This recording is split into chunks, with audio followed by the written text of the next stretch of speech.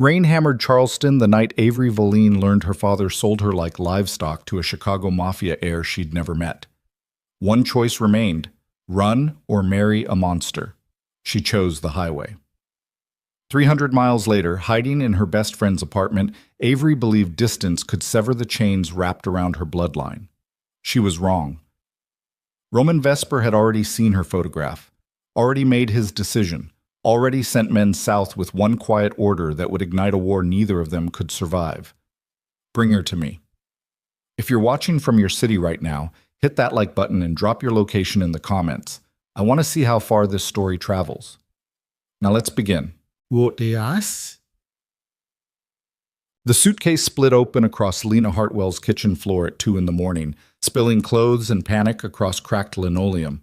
Avery Valine stood in the doorway, dripping rainwater and adrenaline, her hands shaking so violently she couldn't grip the zipper to close the damn thing again. Jesus Christ, Lena whispered, staring at her best friend like she'd crawled out of a grave. What happened? My father. Avery's voice came out raw, stripped. He arranged a marriage to someone in Chicago. I don't even know his name. Lena crossed the small apartment in 3 steps and pulled Avery into her arms, holding tight, while the girl who never cried finally broke open like something fragile hitting concrete. The sob that tore out of Avery's throat sounded animal, desperate, like every year spent suffocating inside her family's empire had finally found a way to escape through her ribs. You're safe here, Lena said firmly, even though they both knew that was a lie. We'll figure this out. Avery pulled back, wiping her face with shaking hands. Her dark hair hung in wet tangles around her shoulders. Her eyes, sharp, guarded, always calculating exits, looked haunted in a way Lena had never seen before. He told me over dinner, Avery said quietly, like he was discussing a business acquisition. Said the wedding's in 6 months, said it's strategically necessary. That's the exact phrase he used. Strategically necessary. Your father's a bastard. My father's a crime lord. Avery's laugh came out bitter and broken. Everything he touches turns into leverage or threat, including me. She bent down and started shoving clothes back into the suitcase with jerky, frantic movements. A black dress. Jeans. A laptop wrapped in a sweater. One framed photograph she couldn't leave behind. Her and Lena at 18, drunk on cheap wine, laughing like the future was something they owned instead of something waiting to devour them. I have money saved, Avery said. Offshore accounts he doesn't know about. I can disappear for a while. Charleston's big enough. Lena grabbed Avery's wrist, stopping her. You can stay here as long as you need. But Avery, if your father's connected the way you've always said, he'll send people eventually. Avery's voice went flat. I know, but eventually isn't tonight. She zipped the suitcase closed with finality that sounded like a door slamming. I need a burner phone, Avery said. Cash. And I need you to promise me something. Anything. If men come asking about me, anyone who looks too clean, too controlled, you've never heard my name. Lena's face went pale, but she nodded. Outside, Charleston rain hammered the streets like fists against glass. The apartment Avery rented 3 days later sat above a laundromat in a neighborhood where nobody asked questions and landlords accepted cash without contracts. 1 bedroom. Peeling wallpaper, a fire escape that rattled in the wind. She paid for 6 months up front using money transferred through so many shell accounts, even she barely remembered the route. She bought new clothes at thrift stores, cut her hair shorter in Lena's bathroom, started applying for remote cybersecurity contracts under a name she pulled from a random headstone in Magnolia Cemetery, Claire Donovan. The work came easy. Avery had spent her entire childhood learning how to break into systems her father wanted cracked open. Corporate databases, encrypted communications, financial records hidden behind layers of legal fiction. She was good, better than good. The kind of talent that could dismantle a Fortune 500 company's security architecture in under 48 hours without leaving a single footprint behind. Now she used those skills to disappear. Every morning she woke up expecting her father's men at the door. Every night she triple-checked the locks and slept with a knife under her pillow and her phone within reach. Panic lived just beneath her skin now, constant and electric, a current she couldn't shut off. But weeks passed, then a month, then 6. And slowly, carefully, Avery began to believe she might have actually escaped. She met Lena for coffee twice a week, at a place near the waterfront where tourists crowded the tables, and nobody paid attention to two women talking quietly in the corner. They never discussed Avery's father, never mentioned Boston, never said anything that could be overheard and weaponized. Instead, they talked about normal things: books, weather, the terrible dating app matches Lena kept swiping through like Russian roulette with disappointing men. "You should try it," Lena said one afternoon, sliding her phone across the table to show Avery a profile featuring a guy holding a fish. "Get out there. Live a little." Avery looked at the screen like it was a bomb. "I can't." "Why not?" "Because I'm still waiting for the other shoe to drop." Avery pushed the phone back. "Because I don't know how to be a person instead of a target." Lena's expression softened. "You've been here 6 months, Avery. Maybe he's not coming. Maybe." Avery didn't believe it. Couldn't afford to. Or maybe he's just being patient. That night, alone in her apartment with rain streaking the windows, Avery did something reckless. She logged into a proxy server, routed her connection through 4 different countries, and searched her father's name online. The results came back clean. Too clean. No arrests, no investigations, no hint that anyone in Boston even remembered a girl named Avery Valine had ever existed. It should have felt like relief. Instead, it felt like a trap. The first time Avery saw Roman Vesper, she didn't know his name. It was a Friday night in late April, humid and electric with the kind of southern heat that made everything feel dangerous. Lena had dragged Avery to a waterfront lounge near the harbor, a place with amber lighting, blues music bleeding from speakers, and enough crowd noise to hide inside. "You need to get out of that apartment," Lena had insisted earlier. "You're starting to look like a ghost." So Avery went, wore a simple black dress, tied her hair back, kept her back to the wall and her eyes on the exits like muscle memory she couldn't reprogram. The bar was crowded, too crowded, bodies pressed together in the low golden light, while a saxophone wailed something slow and aching from the corner stage. Avery ordered whiskey neat and tried not to look like she was scanning for threats. That's when the man appeared beside her. Not Roman. Someone else. Tall. Drunk. Smelling like expensive cologne and entitlement. He leaned too close, one hand sliding across the bar near her glass. "You look lonely," he said, grinning with too many teeth. Avery's stomach tightened. "I'm not. Come on, let me buy you a drink." "I already have one." His grin sharpened into something uglier. "Don't be like that." Avery's hand moved instinctively toward her purse, where she kept a small canister of pepper spray tucked inside the lining.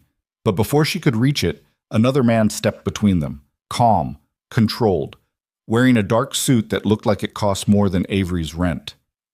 "The lady said no," the stranger said quietly. His voice carried weight, authority, the kind of tone that didn't need volume to cut through noise.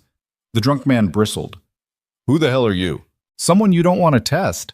The stranger didn't raise his voice, didn't move, just stood there radiating the kind of dangerous stillness that made smart people walk away. The drunk man stared for another few seconds, weighing options, calculating odds, then muttered something vicious under his breath and disappeared back into the crowd. Avery exhaled slowly, her heart hammering against her ribs. "Thank you," she said carefully. The stranger turned to face her fully for the first time, and Avery's breath caught. He was beautiful in the way dangerous things are beautiful. Sharp jawline, dark hair pushed back from his face, eyes that looked black in the low amber light, but might have been deep brown in daylight. There was something controlled about him, something that reminded Avery of her father's men, but it sat differently on him. Less calculated, more contained, like he was holding something immense and violent behind his teeth and choosing not to let it out. "You shouldn't be alone in a place like this," he said. Avery bristled. "I can handle myself?" "I'm sure you can." A faint smile touched his mouth. "But that doesn't mean you should have to." He extended his hand. "Cole." Avery hesitated. Every instinct screamed at her to walk away, to disappear back into the crowd, to never give her name to a stranger who looked like he could ruin her life without breaking a sweat. But something about him felt different, safer. God, she hated how desperate that made her. "Claire," she lied, shaking his hand. His grip was firm, warm. He held her gaze a second too long, like he was reading something written behind her eyes. Can I buy you another drink, Claire? I haven't finished this one yet. Then I'll wait. And he did. They talked for an hour, maybe longer. Time folded strangely in the amber light and blues music. Cole asked questions that felt genuine, not invasive, not probing, just curious. What brought her to Charleston? Whether she liked the coast, if she'd tried the shrimp and grits at the place 2 blocks south. Avery lied through most of it. Small lies. Careful ones. The kind designed to sound real enough to satisfy without giving away anything that mattered. But beneath the lies, something terrifying was happening. She was enjoying herself. For the first time in months, maybe years, Avery felt something besides fear and exhaustion. Cole was intelligent. Funny in a dry, understated way. He listened like her words actually mattered instead of just filling space between his own thoughts. And when he smiled, rare, fleeting, barely there, it felt like watching sunlight break through storm clouds. "You're not from Charleston," Avery said eventually. "What gave it away?" "Your accent. It's northern. Chicago, maybe?" Something flickered across his face, too fast to name. "Good ear. What brought you south?" "Business." He took a slow sip of his drink. "What brought you?" "Running away?" Avery said before she could stop herself. Cole's expression shifted, softened. "From what?" "Everything." He didn't push, didn't ask for details, just nodded like he understood exactly what she meant. "Sometimes running's the smartest thing you can do," he said quietly. They talked until last call. Until the bar started emptying and the blues music faded into silence. When they finally stepped outside into the humid Charleston night, Avery realized she didn't want the evening to end. That terrified her more than anything. "Can I see you again?" Cole asked. Every alarm in Avery's brain screamed no, screamed that getting close to anyone was dangerous, that letting someone inside her life was the fastest way to get destroyed. But when she looked at him standing there in the amber glow from the street lamp, patient, controlled, waiting for her answer like it actually mattered, Avery heard herself say yes. They exchanged numbers, made plans to meet for dinner the following week.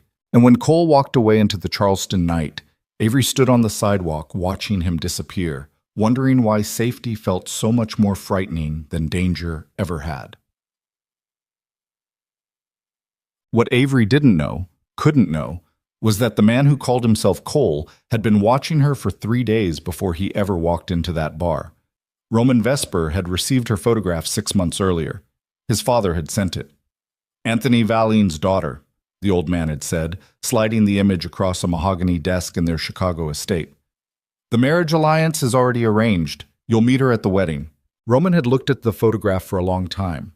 Dark hair, sharp eyes, a face that looked guarded even in a candid shot taken from a distance. "She's beautiful," his father pressed. "And more importantly, she's leverage. Anthony controls half the political infrastructure in Boston.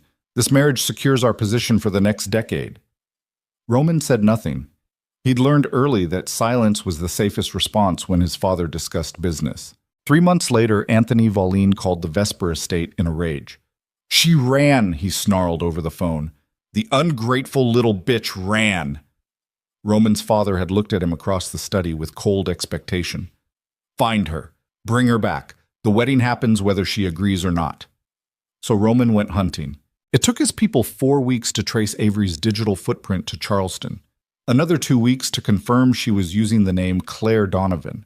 Another week to learn her routines, where she bought coffee, which streets she avoided, when she left her apartment.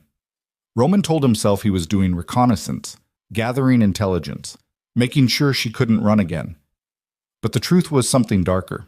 The truth was that Roman Vesper, heir to one of the most dangerous crime families in the Midwest, a man raised to see people as assets or obstacles, had looked at Avery's photograph and felt something he'd spent his entire life learning to bury. Curiosity. He wanted to know who she was beneath the fear and the running, wanted to understand what kind of woman fled from an empire most people would kill to be part of. So instead of dragging her back to Chicago in handcuffs, Roman made a different choice. He walked into that waterfront bar, called himself Cole, and lied to her face. Their second meeting happened at a restaurant overlooking the harbor, a small place with white tablecloths and candles flickering in glass jars. Avery arrived 10 minutes early out of habit, already scanning exits and memorizing faces. Cole arrived exactly on time. He wore dark jeans and a white shirt with the sleeves rolled to his elbows, looking effortlessly expensive in a way that made Avery's secondhand dress feel cheap by comparison. But when he smiled at her, small, genuine, almost shy, the comparison didn't matter anymore. They ordered wine, shared appetizers, talked about nothing important and everything that mattered. Cole asked about her work, and Avery found herself describing cybersecurity projects in vague terms that revealed her competence without exposing her identity. "You're good at what you do," Cole observed. "How can you tell?" "Because you talk about breaking systems the way some people talk about art." Avery felt heat rise in her cheeks. "Most people find it boring. Most people are idiots." She laughed, actually laughed. The sound surprised her so much she almost covered her mouth to stop it. Cole's expression shifted, something warm and unexpected crossing his face. "You should do that more often." "What?" "Laugh, it suits you." Avery looked down at her wine glass, suddenly self-conscious. "I don't have much to laugh about lately." "Then we'll have to fix that." They stayed until the restaurant closed, walked along the waterfront afterward with the harbor lights reflecting off black water. The air smelled like salt and jasmine. Somewhere in the distance, a ship's horn called out across the darkness. Avery felt the panic she usually carried everywhere start to loosen its grip. "Can I ask you something?" Cole said eventually. "Depends on the question." "The night we met, you said you were running away from everything. Do you regret it?" Avery was quiet for a long time, watching the water. "No," she said finally. "I regret not running sooner." "What were you running from?" "A life that wasn't mine. Choices other people made for me. A future where I was just a piece on someone else's board." Cole stopped walking, turned to face her with an intensity that made her breath catch. "You're not a piece, Claire. You're the whole damn game." Something in Avery's chest cracked open. Before she could think, before fear could stop her, she kissed him. Cole responded immediately, one hand sliding into her hair, the other finding the small of her back. He kissed her like she was something rare, something worth protecting, the kind of kiss that felt like a promise instead of a transaction. When they finally broke apart, both breathing hard, Avery pressed her forehead against his. "I don't know how to do this," she whispered. "Do what?" "Trust someone. Let them in. I spent my whole life learning how to run. Then we'll learn together." It was the most beautiful lie anyone had ever told her. Over the next 2 months, Avery fell in love with a man who didn't exist. Cole took her to hidden corners of Charleston, rooftop terraces overlooking the city, quiet gardens buried behind historic homes, a jazz club where the music felt sacred. He listened when she talked, challenged her when she retreated into sarcasm, made her feel seen in a way nobody ever had. And slowly, carefully, Avery began to lower her guard. She told him about her childhood, not everything, but pieces. Enough to make him understand why running had become her default response to danger. She didn't mention her father's name, didn't mention Boston, didn't mention the arranged marriage or the empire built on violence.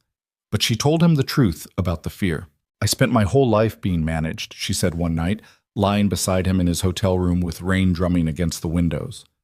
"Like I was an asset instead of a person. Everything I did, every choice I made, it all fed back into someone else's agenda." Cole's fingers traced lazy patterns along her bare shoulder. "Who?" "My father." Avery's voice went flat.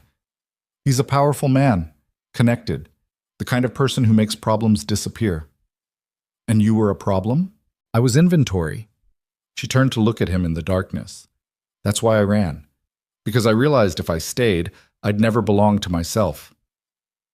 Cole was quiet for a long time. When he finally spoke, his voice carried something raw.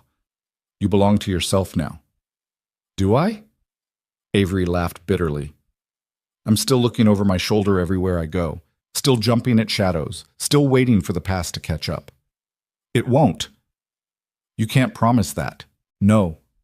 Cole pulled her closer. "But I can promise I won't let anyone hurt you." It was the second beautiful lie he told her, and Avery believed it completely. The day everything shattered started like any other. Avery woke in Cole's hotel room with sunlight streaming through the windows and his arm draped across her waist. She felt safe, content, almost normal. Then her phone rang. Unknown number. Avery's stomach dropped. She answered anyway. Hello? Avery? Her father's voice came through the line like ice water. I'm disappointed. Every muscle in Avery's body locked down. She sat up slowly, carefully, trying not to wake Cole beside her. How did you get this number? She whispered. Did you really think you could hide from me? Anthony Valine's tone carried the same cold authority she remembered from childhood. Did you really believe distance would make you free? I don't know what you're talking about. Don't insult me. He paused. You've been in Charleston for 8 months, living under a false name. Quite clever, really. If you'd stayed disciplined, you might have disappeared completely. Avery's hand started shaking. What do you want? I want you to understand something, Avery. The arrangement I made with the Vesper family wasn't a suggestion. It was a contract, and you violated it. I'm not going back. You don't have a choice. His voice went colder. Roman Vesper is already there, has been for months. Tell me, does he still call himself Cole, or has he finally told you the truth? The phone slipped from Avery's hand. Roman Vesper. The name her father had spoken 8 months ago when he informed her of the arranged marriage. She turned slowly to look at the man sleeping beside her, the man who'd rescued her from danger, who'd made her feel safe, who'd promised her freedom. Cole. No. Roman. And in one terrible, devastating instant, Avery understood exactly what had happened. He'd been hunting her from the beginning. Every moment between them had been part of the trap, every promise a lie. She scrambled out of bed, grabbing clothes with shaking hands, trying not to scream or vomit or break down completely. Roman woke as she reached the door. Claire, wait! But Avery was already gone, running barefoot down the hotel corridor with her father's voice still echoing in her skull and her entire world collapsing behind her. Avery ran until her lungs burned and her bare feet left bloody prints on the hotel hallway carpet. She slammed through the emergency exit door, taking the stairs 3 at a time, her vision blurring with tears and rage and something darker than either. Betrayal. The word tasted like copper in her mouth. She burst out onto the street into blinding Charleston sunlight, the heat hitting her like a physical blow. People stared. A woman in a half-buttoned dress, barefoot, moving like something hunted. Avery didn't care. She flagged down a taxi with shaking hands, gave Lena's address, and sat in the back seat trying not to scream. Roman Vesper. The name kept circling through her mind like a razor blade, cutting deeper each time. He'd known exactly who she was from the beginning, had watched her, followed her, built a relationship on lies so complete, so perfect, that she'd fallen in love with a ghost. Her father's voice echoed in her skull. Roman Vesper is already there. Has been for months. Months. Every date. Every kiss. Every whispered promise in the darkness. All of it calculated. All of it part of the trap. The taxi pulled up outside Lena's building. Avery threw cash at the driver and ran inside, taking the stairs instead of waiting for the ancient elevator. She pounded on Lena's door with both fists. Lena, open up! The door swung open.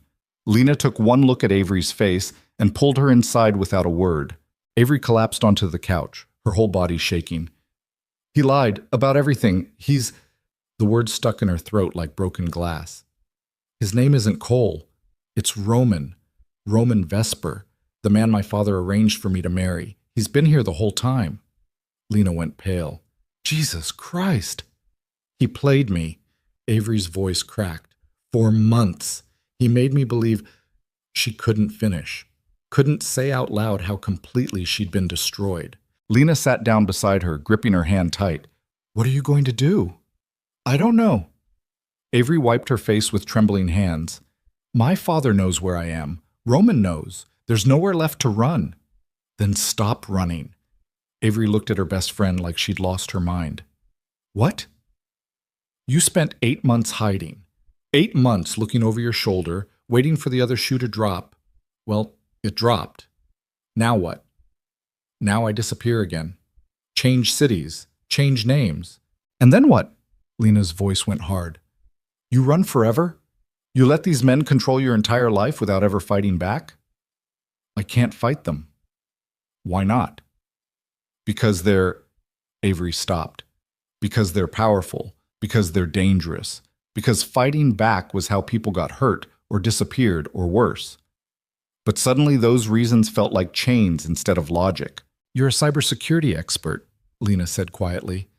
You can break into systems most people don't even know exist. You've spent your whole life inside that world. If anyone can hurt them, really hurt them, it's you. Something cold and sharp unfurled in Avery's chest. Revenge. The thought tasted dangerous, intoxicating, wrong in all the ways that felt right. I need time to think, Avery said finally. You can stay here as long as you need. But before Avery could respond, her phone buzzed. Incoming call. Cole. No. Roman. She stared at the screen, her finger hovering over the decline button. Every instinct screamed to ignore it, to block the number, to never hear his voice again. But beneath the rage and betrayal, something worse was lurking. She wanted to hear him try to explain. Avery answered, said nothing. Claire. Roman's voice came through tight, controlled, barely holding something massive behind it. Don't hang up, please. My name isn't Claire. Her voice sounded dead, hollow. But you already knew that. Silence on the other end, then, I know, I've always known. How long were you planning to keep lying? I wasn't... He stopped, started again. It's complicated. No, it's really fucking simple. Avery's hand tightened around the phone until her knuckles went white. You hunted me down, fed me lies, made me believe I was safe, and the whole time you were just delivering me back to my father like a lost package. That's not what this is. Then what is it, Roman? His real name felt like poison on her tongue. What exactly have you been doing for the past 2 months? Another long silence. When Roman spoke again, his voice carried something raw, broken. Falling in love with you. Avery's breath caught. I know you don't believe me, he continued. I know you think everything between us was fake, but it wasn't, not after the first week, not after I started actually talking to you instead of just watching you. You don't get to say that. Tears burned Avery's eyes. You don't get to lie to me for months and then claim it was real. I'm not claiming anything. I'm telling you the truth. You wouldn't know the truth if it shot you. Meet me. Roman's voice went urgent. One conversation, face to face. If you still want to disappear afterward, I won't stop you. Why should I believe anything you say? Because I'm the only person who knows exactly how dangerous your father is. He paused. And I'm the only person who can help you survive what's coming next. The line went dead. Avery sat frozen, staring at the phone in her hand. Don't do it, Lena said immediately. Whatever you're thinking, don't. I have to. Avery, he knows things I need to know. She stood up, her decision already made. About my father, about the arrangement, about what happens next. He'll manipulate you. Probably. Avery grabbed her shoes from where she'd dropped them by the door. But he's right about one thing. I can't keep running blind. They met at the harbor 2 hours later. Roman stood at the far end of a fishing pier, hands in his pockets, staring out at the water like he was trying to find something in the gray-blue distance. He wore the same dark jeans and white shirt from that morning. In the harsh afternoon light, he looked different, older, more dangerous. The careful mask he'd worn as Cole was gone, replaced by something harder. Avery approached slowly, each step feeling like walking toward a cliff edge. Roman turned when he heard her footsteps. His face was unreadable, all sharp lines and controlled tension. But his eyes gave him away. They looked haunted. Thank you for coming, he said quietly. Avery stopped 10 feet away, keeping distance between them like armor. Start talking. Roman took a breath. 6 months ago, my father told me about the arrangement, showed me your picture, said you were leverage, a way to secure our position with your father's political connections. And you agreed. I didn't disagree. His jaw tightened. In my world, you don't get to choose your alliances. You inherit them. Your father and mine made a deal, and we were both pieces in it. So you came to drag me back. That was the plan, yes. Roman's voice went quieter. But then I started watching you, learning your routine, seeing how you moved through the world like you were constantly calculating escape routes. He paused. You were so careful, so disciplined. I realized you'd spent your whole life being hunted in one way or another. And that made you feel sorry for me? It made me curious. Something shifted in his expression. Everyone in our world wants something from someone. Power, money, leverage. But you just wanted to disappear. To exist without being owned. I'd never met anyone like that. Avery's throat tightened. So instead of kidnapping me, you decided to seduce me? I decided to meet you. Roman took a step closer. Just once. Just to understand who you were beneath the fear. That night at the bar, when that drunk got aggressive and I stepped in, I saw something in your eyes. This mix of strength and terror. Like you were always ready to fight but exhausted from fighting. Don't. I'm not trying to manipulate you, Avery. I'm trying to explain. Explain what? How you lied to my face for 2 months? How you made me fall in love with someone who doesn't even exist? Cole doesn't exist. Roman's voice went rough. But everything I told you, everything I felt that was real, I just couldn't tell you my name without destroying everything. You destroyed it anyway. I know. They stood in silence, the harbor wind cutting between them. Finally, Avery spoke. What happens now? You drag me back to Chicago? Force me to go through with the wedding? No. She looked up sharply. No? I'm not taking you anywhere you don't want to go. Roman's expression was unreadable. But you need to understand something. Your father isn't going to let this go. Neither is mine. The arrangement was never just about marriage. It's about territory, political power, criminal infrastructure. You running doesn't end that. It just makes you a problem they need to solve. So I'm trapped either way. Not necessarily. Roman moved closer, and Avery forced herself not to step back. There's a third option. What? We go through with the wedding, make it look real, but behind the scenes we build our own position, use the alliance to protect ourselves instead of serving our fathers. Avery stared at him. You're insane. Maybe. A bitter smile touched his mouth. But it's the only way both of us survive this. I don't trust you. I know. I don't even know if I can stand to look at you without wanting to... She stopped, her voice breaking. I understand. Roman's voice went soft. But trust isn't required, just strategy. And what makes you think I'd ever agree to marry you now? Because you're smart enough to know that running again won't work. He held her gaze. Your father found you once. He'll find you again. But if you're married to me, if you're officially part of the Vesper family, he loses leverage. You become mine instead of his. I don't want to belong to anyone. Then don't. Roman's expression shifted into something fierce. Marry me on paper. Let me stand between you and your father. But behind closed doors, you do whatever the hell you want. Go to school, build a career, disappear into your work. I won't stop you. Why would you do that? Because I meant what I said earlier. His voice dropped to something barely audible.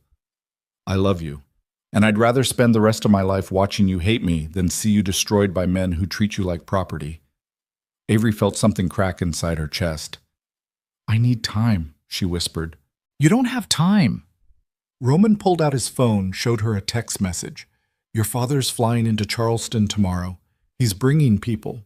If you're not with me when he arrives, he'll take you by force. The blood drained from Avery's face. Come with me to Chicago tonight, Roman said. Let me keep you safe while we figure this out. I have resources, security, ways to buy us time. So I trade one prison for another, or you trade certain destruction for a chance to survive. He stepped closer, close enough that she could see the exhaustion in his eyes. I know you don't believe me. I know I destroyed any chance of you trusting me, but I'm asking anyway. Come with me. Let me protect you. Why? Because I failed you once already. Roman's voice went raw. I won't do it again. Avery looked at the man in front of her, the man who'd lied about his name, his life, his intentions, the man who'd made her feel safe only to rip that safety away, the man who was now offering her survival wrapped in control. Every instinct told her to run, but somewhere beneath the rage and betrayal, a quieter voice whispered something darker. She couldn't keep running forever, and Roman Vesper, liar, heir, hunter, might be the only person who could keep her alive long enough to find another way out. If I go with you, Avery said slowly, I'm not promising anything. Not the wedding, not forgiveness, not trust. I'm not asking for any of that. And if you try to trap me, if you lock me in or control me or treat me like property, I will burn your entire world down. Do you understand? Roman's expression didn't change, but something flickered in his eyes. Respect? Maybe. Or fear. I understand. Then I'll come. The words tasted like surrender. But, Roman, if you're lying about any of this, if this is just another game, it's not. Then prove it. The private jet to Chicago left at midnight. Avery sat in a leather seat near the window, watching Charleston disappear beneath them in a sprawl of lights and darkness.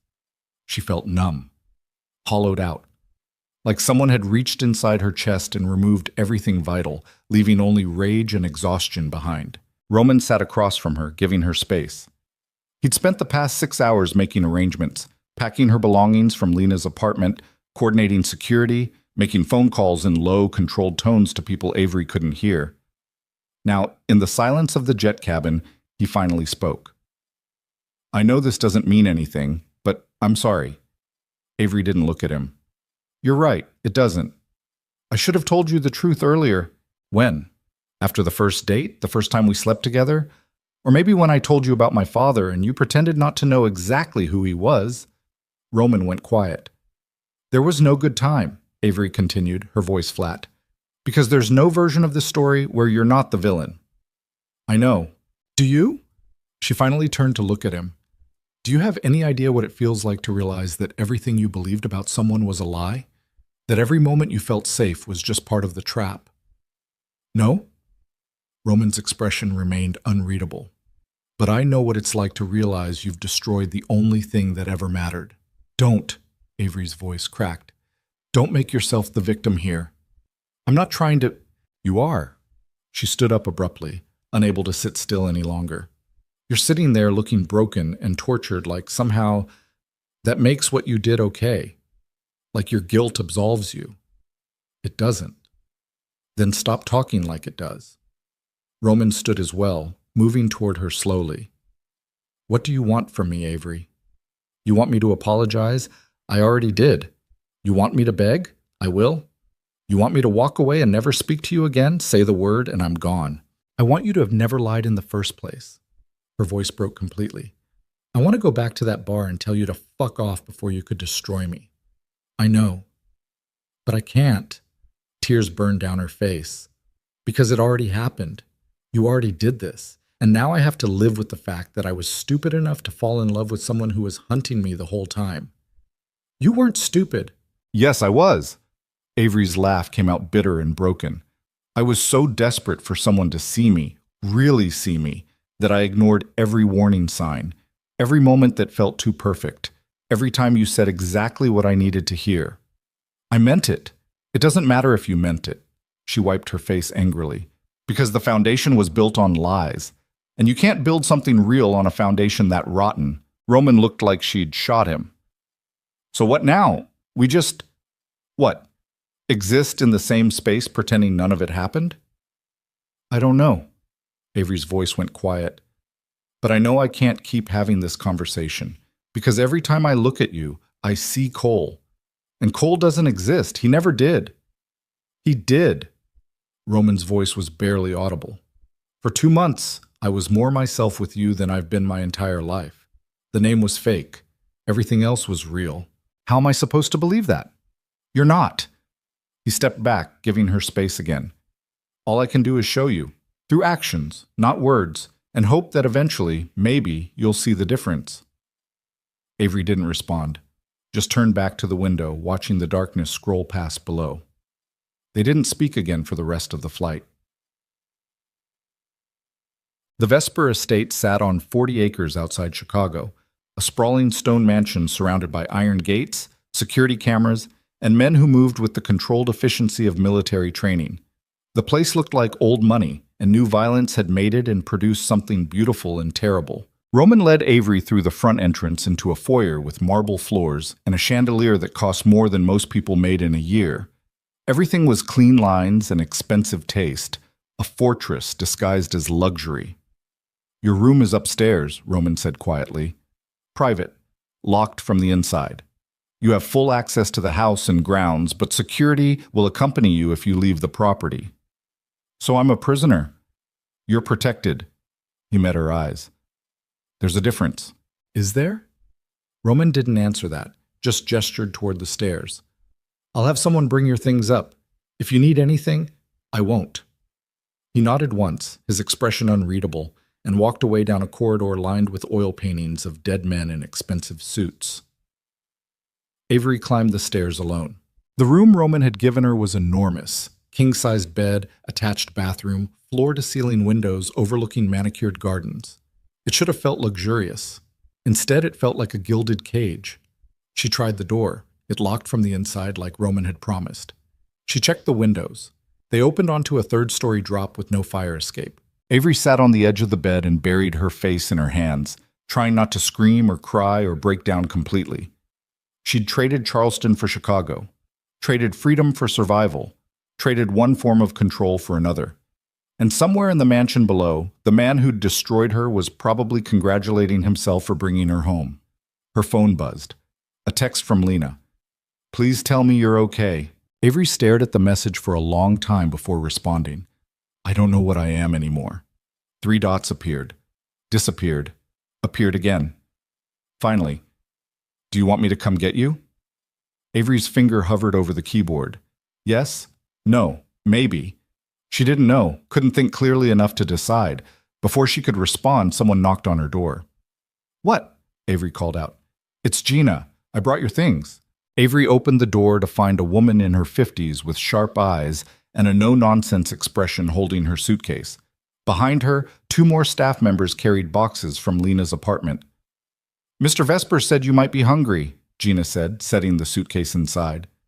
Kitchen's on the 1st floor. I can bring something up if you'd rather stay here. I'd rather leave. Gina's expression didn't change. I'm sure you would, but since you're staying, you might as well eat. I'm not hungry. You will be. The older woman looked at Avery with something that might have been sympathy. This place can feel like a lot at first, but it's safer than you think. Safe for who? For you. Gina headed toward the door, then paused. Mr. Vesper gave orders that you're not to be disturbed unless you ask. That includes him. He won't come near this room unless you invite him. Why are you telling me this? Because you look like someone waiting for the next trap. Gina's voice softened slightly. And I want you to know, whatever else Roman Vesper is, he keeps his word. If he says you're safe here, you're safe here. She left before Avery could respond. Avery stood in the doorway, staring after her, wondering if that was true. Wondering if any man who'd built his life on lies and violence could ever actually be trusted to keep anyone safe. But 3 days passed in careful isolation. Avery stayed in her room mostly, only venturing out for food or to walk the grounds under the watchful eyes of security personnel who kept their distance but never disappeared completely.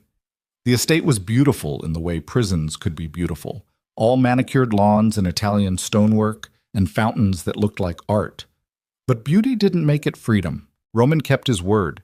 He didn't approach her, didn't knock on her door, didn't force conversations.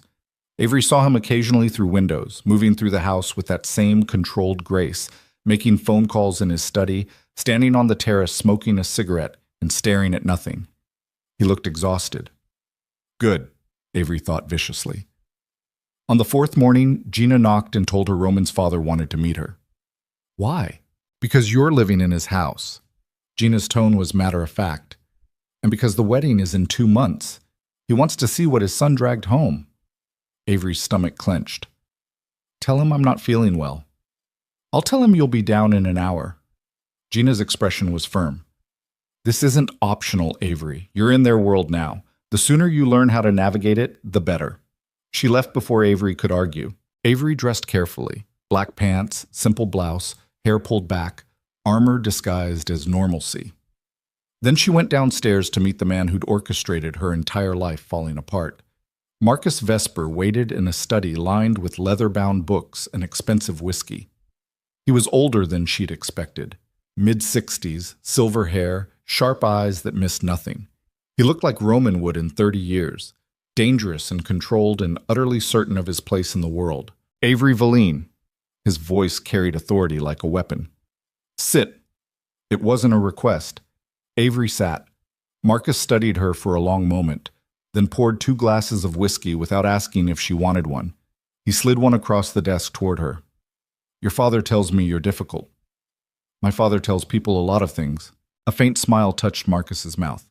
True, but in this case, I'm inclined to believe him. You've caused significant problems, Ms. Valine, running away, forcing my son to waste months tracking you down, complicating an arrangement that should have been simple. I didn't ask for the arrangement. No one asked you. His voice went colder. That's not how this works. You were born into a particular world, one with rules and expectations. You don't get to opt out because you find it inconvenient. I'm not property. Everyone's property in one form or another. Marcus took a slow sip of whiskey. The only question is who owns you. Your father had his claim. Now my son does. The transition should have been seamless. Except your son lied to me for months. Yes, he did. Marcus's expression didn't change. And judging by the way he's been walking around this house like a ghost, I'd say he's paying for it. But that's between you and him. What concerns me is whether you're going to continue being a problem. What does that mean? It means the wedding happens in 8 weeks. He leaned back in his chair. You can walk down that aisle willingly, or we can make other arrangements. But one way or another, this alliance gets finalized. Avery's hands clenched into fists. And if I refuse, then your father and I will have a different conversation. One that ends with you back in Boston under significantly less pleasant circumstances. He paused. My son seems to think he can protect you. Give you freedom within the marriage. That's his choice. But understand something, Ms. Valine. If you run again, if you cause more problems, if you make me regret allowing Roman's sentimentality to dictate strategy, I will handle you myself. And I am significantly less sympathetic than my son. The threat hung in the air like smoke. Do we understand each other? Marcus asked. Perfectly. Avery's voice was ice. Good. He stood, dismissing her without another word. Gina will help you prepare for the engagement announcement next week. Try not to embarrass the family. Avery walked out of the study on shaking legs, her mind racing. 8 weeks. She had 8 weeks to figure out how to survive this. 8 weeks before she became Mrs. Roman Vesper in front of God and criminals and everyone her father had ever used as leverage. 8 weeks before the cage locked permanently, unless she found another way out. That night, unable to sleep, Avery pulled out her laptop and started digging. If she was trapped inside the Vesper Empire, she needed to understand exactly what kind of trap she was in. She routed her connection through proxies, encrypted her traffic, and started searching. Roman Vesper, Marcus Vesper, the Vesper family empire. The results painted a picture of calculated violence dressed in legitimate business, real estate holdings, security companies, political donations, and beneath it all, buried in court documents and sealed records and whispered allegations, the truth. Racketeering, money laundering, connections to organized crime that stretched back 3 generations. The Vespers weren't just wealthy, they were dangerous. And Avery was about to become one of them. She kept digging, following threads deeper into the criminal infrastructure. That's when she found the first mention of Victor Sarin, a rival crime lord based in New York with his own empire built on violence and territorial control. Recent articles mentioned tensions between the Vesper and Sarin organizations, turf disputes, failed negotiations, rumors of impending war. Avery's stomach turned cold. She dug deeper, cross-referencing dates and locations, following money trails through shell corporations and offshore accounts. And slowly, horribly, a pattern emerged. The wedding wasn't just about alliance between her father and the Vespers. It was bait, a trap designed to bring Roman into a specific location at a specific time where Victor Sarin could make a move. Avery's hands started shaking as the pieces fell into place. Her father wasn't trying to secure power through her marriage. He was selling Roman out, trading one alliance for another, using her as the lure to deliver the Vesper heir directly into enemy hands. And after Roman was dead, she'd be handed to whoever paid the highest price. Avery sat back from her laptop, her breath coming in short, panicked gasps. She should tell Roman, warn him that the wedding was a setup. But even as the thought formed, another voice whispered something darker. If Roman died, she'd be free. No wedding, no cage, no man controlling her future. The thought made her feel sick, but it also made her feel something worse, tempted. She closed the laptop with shaking hands and stared at the wall, trying to figure out who she was becoming. A woman who could let the man who'd lied to her walk into a trap and die? Or a woman who would save him despite everything he'd done? Avery didn't know the answer, and that terrified her more than anything else. The next morning, she found Roman on the terrace. He stood at the railing with coffee in hand, staring out at the grounds. He looked tired, worn down, like he hadn't slept in days. "We need to talk," Avery said. Roman turned, surprise flickering across his face. "About what?" "About Victor Sarin." Every muscle in Roman's body went tense. "Where did you hear that name?" "I'm a cybersecurity expert, Roman. Did you really think I'd sit in this mansion without doing research?" She moved closer. "I know about the territorial disputes. I know about the failed negotiations. And I know—" She stopped, took a breath, made a decision that would change everything. "I know my father's planning to have you killed at the wedding." Roman's face went completely still. Not shocked, not disbelieving, just absolutely motionless, like every emotion had been locked down behind steel. "Say that again," he said quietly. "Your wedding." Avery's voice shook despite her effort to keep it steady. "It's a trap. Victor Sarin and my father made a deal. They're going to kill you during the ceremony." Roman set his coffee cup down on the terrace railing with careful precision. His hands didn't shake. His expression didn't crack. But something in his eyes went dark and cold, the kind of cold that preceded violence. "How do you know this?" "I hacked into my father's offshore accounts, cross-referenced payments with dates and locations, found encrypted communications between him and Sarin's organization." She pulled out her phone, showed him screenshots she'd taken. "They've been planning this for months, before you even came to Charleston." Roman took the phone, scrolling through the evidence with that same terrifying stillness. His jaw tightened. The muscle in his temple jumped once. "The arrangement was never about alliance," Avery continued. "My father was selling you out from the beginning, using me as bait to get you in one place where Sarin's men could make their move. And afterward," her voice cracked, "afterward he was going to hand me over to Sarin as part of the deal." Roman looked up from the phone. "Why are you telling me this?" The question landed like a blade between Avery's ribs. "What?" "You hate me." His voice was flat, empty. "I destroyed your trust, lied to you for months, dragged you into this nightmare. So why warn me? Why not just let me walk into the trap and finally be free?" Avery stared at him, her chest tight. "Because I'm not a murderer. Everyone's a murderer, given the right circumstances. Maybe—" She stepped closer, anger flaring beneath the fear. "But I'm not going to become one just to escape you. I'm not my father, I'm not you, and I'm sure as hell not going to let innocent people die at a wedding just because it's convenient for me." Something flickered across Roman's face. Innocent people. The guests, the staff, everyone who'll be there when Sarin's men start shooting. Her voice went raw. "You think I can live with that? You think I can just walk away knowing I could have stopped it?" Roman was quiet for a long moment, studying her like she was a puzzle he couldn't solve. "You could have used this as leverage, could have demanded your freedom in exchange for the information." "I know." "But you didn't." "No." Avery met his eyes. "Because despite everything you've done, despite how much I hate you right now, I don't want you dead. And I don't want blood on my hands. So take the information, cancel the wedding, do whatever you need to do, but don't make me regret saving your life." She turned to walk away. Roman's hand shot out, catching her wrist. Not hard, not controlling, just enough to stop her. "Thank you," he said quietly. Avery looked down at his hand on her wrist, then back up at his face. "Don't thank me, just survive." She pulled away and left him standing alone on the terrace with evidence of betrayal glowing on her phone screen. Within an hour, the estate transformed into a war room. Men in expensive suits filled Marcus Vesper's study. Roman's father, his top advisors, security chiefs, lawyers who specialized in making problems disappear. Avery watched from the doorway as Roman laid out everything she'd discovered, his voice cold and controlled, presenting the evidence like a prosecutor building a case. Marcus listened without interrupting.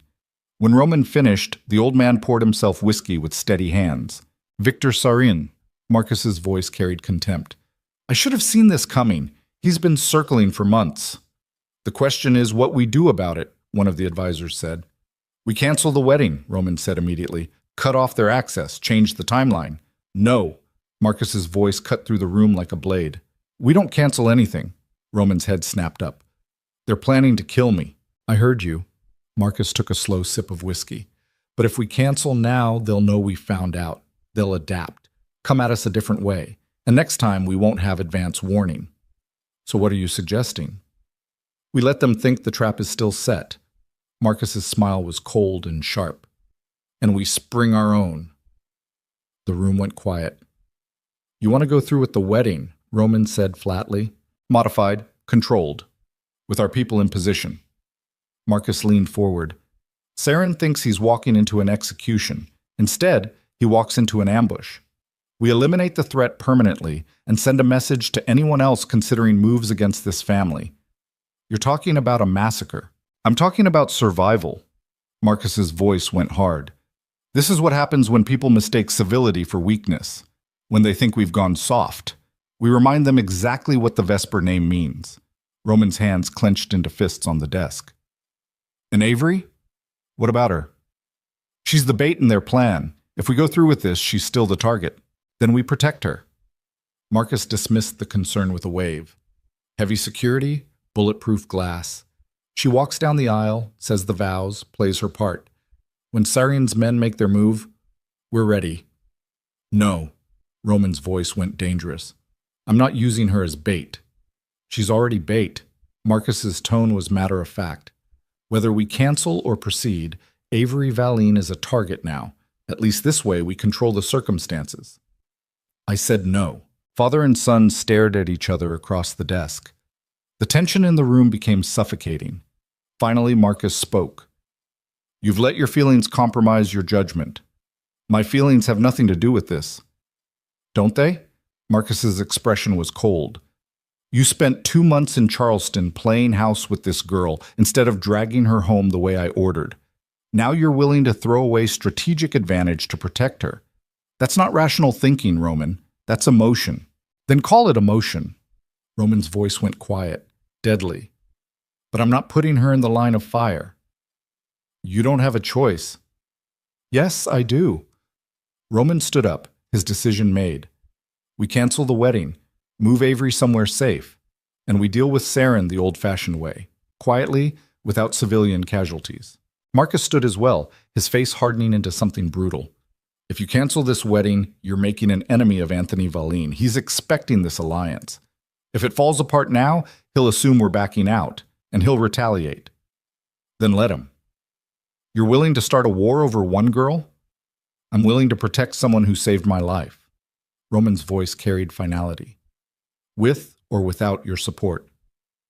The room held its breath. Marcus studied his son for a long moment, then nodded slowly. Fine. You want to play it your way? Go ahead. But when this falls apart, when Saren comes for us anyway, and bodies start piling up, remember that I gave you a chance to handle this strategically. He walked out, leaving Roman standing alone in the study with advisors who suddenly looked uncertain about whose orders to follow. Avery was packing when Roman found her. She'd dragged her suitcase onto the bed and was throwing clothes inside with shaking hands, not bothering to fold anything. She looked up when Roman entered, her face pale. I heard yelling, she said. My father wants to use you as bait. Set a trap at the wedding with you in the center of it. Roman leaned against the doorframe, exhaustion written across his face. I told him no. What happens now? I'm moving you somewhere safe. Calling off the wedding, dealing with Saren and your father separately. Avery's hand stilled on the suitcase. That starts a war. Probably. People will die. They were going to die anyway. Roman's voice was hollow. At least this way, you're not one of them. Roman, don't. He held up a hand. Don't try to talk me out of this. You gave me information that saved my life. The least I can do is make sure you survive what comes next. Avery stared at him, something complicated twisting in her chest. Why?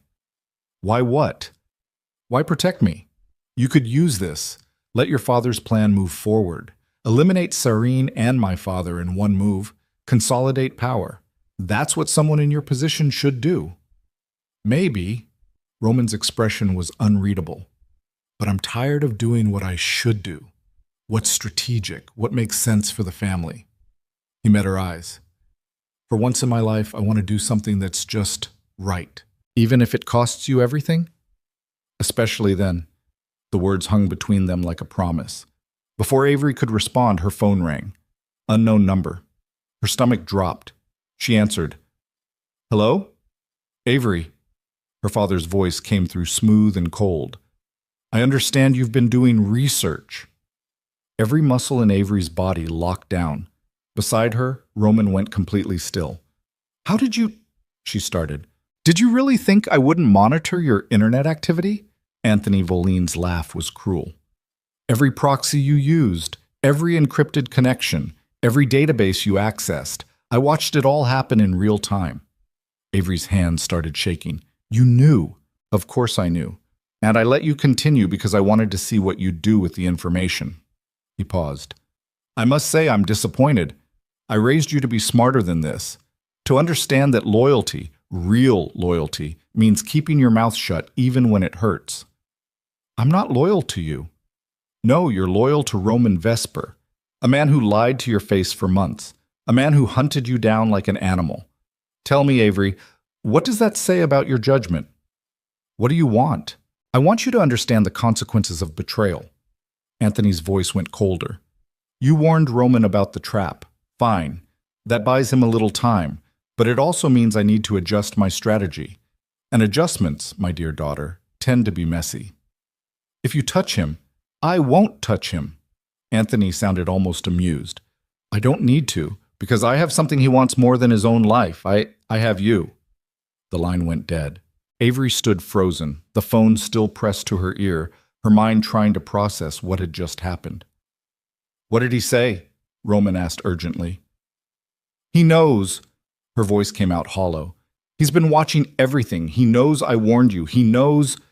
She stopped, realization crashing over her like ice water. He's coming for me. Then we leave. Right now. Roman pulled out his own phone, already dialing. I'll have the jet ready in 20 minutes. We'll disappear. Somewhere he can't find you. He'll find me. Avery's laugh came out broken. He always finds me. That's what he does. That's what I've been running for my whole life. Not this time. Yes, this time. She looked at Roman with something like despair. Because I'm not just running from him anymore. I'm running from Saren, from your father, from an entire criminal infrastructure that sees me as leverage. Where exactly do you think I can hide from that? Roman's jaw tightened. Then we fight. We can't fight them all. We can try. And how many people die while we try? Avery's voice cracked. Your family, your people, innocent bystanders caught in the crossfire, all because I couldn't just stay quiet and let things happen. Don't. Roman moved closer, his voice fierce. Don't blame yourself for warning me. You did the right thing. Did I? Tears burned down her face. Because it feels like I just made everything worse, like I traded one trap for a bigger one. Before Roman could respond, glass shattered downstairs. Then gunfire. Roman grabbed Avery and pulled her to the floor as bullets tore through the bedroom window above them. Outside, men were shouting. More gunfire erupted. Controlled, professional, terrifyingly close. Stay down, Roman ordered, pulling a gun from somewhere inside his jacket. They're here already. Avery's voice was barely a whisper. How? Your father must have sent them the moment you answered the phone. Roman moved toward the door in a crouch, checking the hallway. He wanted to catch us before we could run. More gunfire downstairs, screaming, the heavy thud of bodies hitting marble floors. Roman pulled out his phone, tried to call security. The line was dead. He tried another number. Dead. All communications cut. They're jamming signals, he said grimly. Professional operation. They're not here to take prisoners. Avery's breath came in short, panicked gasps. What do we do? There's a safe room in the basement. Reinforced steel, independent power and communications. He grabbed her hand, pulling her to her feet. We get there. We can call for backup. They moved into the hallway, Roman leading with his gun raised. The house was chaos, gunfire, shouting, alarms blaring. At the top of the stairs, they saw 3 bodies, Vesper security personnel, dead. Avery's stomach turned, but she forced herself to keep moving. They made it halfway down the stairs before a man appeared at the bottom, tall, armed, wearing tactical gear. He raised his weapon toward Roman. Roman fired first. The man went down. They ran through the foyer, stepping over bodies, heading toward the basement entrance. More gunfire erupted behind them. Bullets chewed through wood paneling and shattered expensive vases. Roman shoved Avery through the basement door and slammed it shut behind them. Heavy steel, reinforced. The gunfire became muffled thumps against metal. They descended stairs 2 at a time, Roman still gripping her hand. At the bottom, another steel door. Roman punched in a code. The door swung open into a windowless room lined with monitors, weapons racks, emergency supplies. The safe room. Roman locked the door behind them and immediately went to the communications panel. Tried the phone. Radio, satellite uplink, all dead. They cut the lines, he said quietly. Everything's down. How long until backup arrives? There is no backup. Roman's expression was grim. Security's been neutralized. Communications are jammed. My father's at a meeting across town. We're alone. Then we're trapped. Yes. Avery leaned against the steel wall, her whole body shaking. This is it, isn't it? This is how it ends. No. Roman moved to the weapons rack, pulling down rifles and ammunition. This is how we fight. Against how many? However many it takes. He handed her a gun. Can you shoot? Avery looked at the weapon in her hands, feeling its weight. Her father had made sure she knew how to handle firearms. Insurance, he'd called it. Protection. Yes, she whispered. Good. Roman checked his own weapon with practiced efficiency. Because in about 5 minutes, they're going to breach that door. And when they do, we put down as many as we can before... He didn't finish the sentence. He didn't have to. They waited in silence, listening to the sounds above. Footsteps. Voices. Orders being shouted in languages Avery didn't recognize. Then the cutting torch started. Sparks began appearing around the steel door frame. Bright orange, eating through metal with terrifying efficiency. Roman, Avery said quietly. Yeah? I'm sorry for everything, for running, for not trusting you, for... Don't. His voice was rough. Don't apologize for surviving. That's all you've ever done. Survive. And you're going to keep doing it, even if I don't. That's not... The door exploded inward. 3 men in tactical gear rushed through the opening. Roman fired immediately, dropping 1.